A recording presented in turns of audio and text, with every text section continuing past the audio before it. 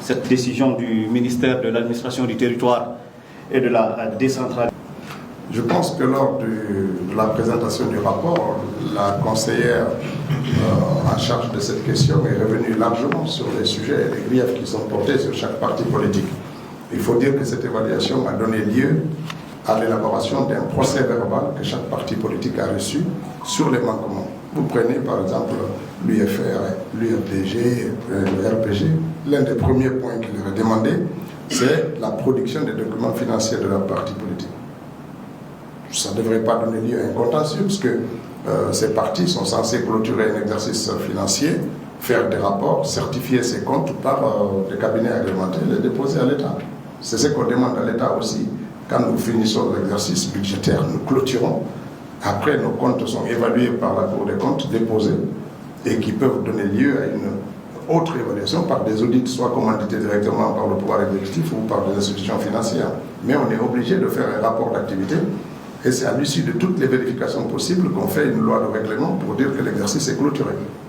Donc l'État est soumis à cet exercice-là. Si on demande à un parti de le faire alors que la loi à laquelle ce parti est soumis le prévoit, ça ne devrait pas donner lieu à un contentieux. Ça peut donner lieu à un retard, mais pas à un contentieux. Voilà l'intention de l'État. Le deuxième, c'est les congrès. Ce n'est pas le gouvernement qui a inscrit dans leur statut qu'ils doivent faire des congrès en période.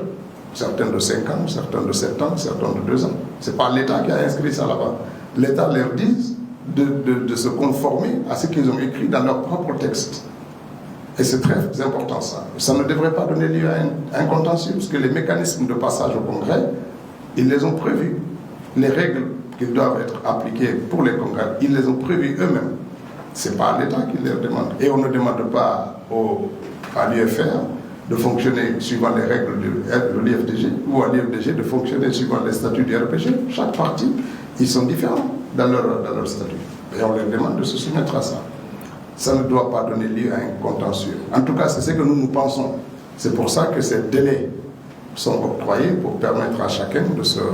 Et puis montrer aussi la bonne volonté de l'État, pour dire que ce n'est pas dans la répression qu'on est. On est dans la pédagogie. Et c'est très important. Donc nous les invitons à s'acquitter à ça, parce que là, ils ont 90 jours, mais ils avaient déjà eu 90 autres jours qui avaient été octroyés. Ils n'ont rien fait. Ils n'ont rien fait du tout. Et là, on leur dit encore, revenez, soyez plus coopératifs.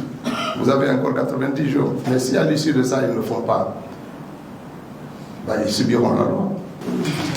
Merci Marco, côté technique. Merci beaucoup. Merci beaucoup.